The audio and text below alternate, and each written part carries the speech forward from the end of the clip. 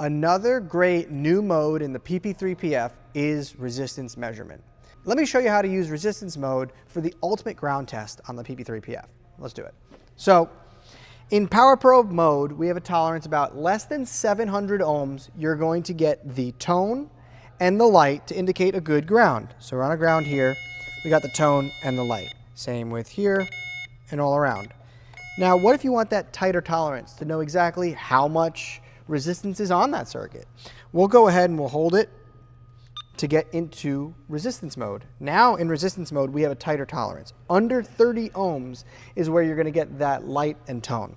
So here, you can see here, we're about 27 ohms. We still get that light and that tone.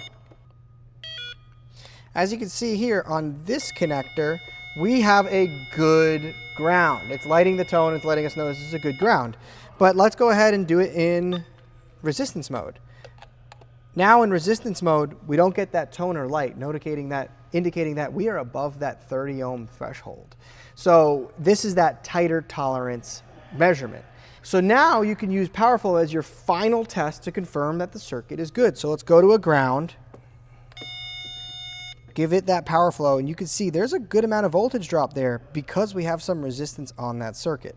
We went ahead and pulled that resistance out of it, i.e. removing the resistors in line, and I hit that PowerFlow. We no longer have that voltage drop, knowing that this is a good circuit.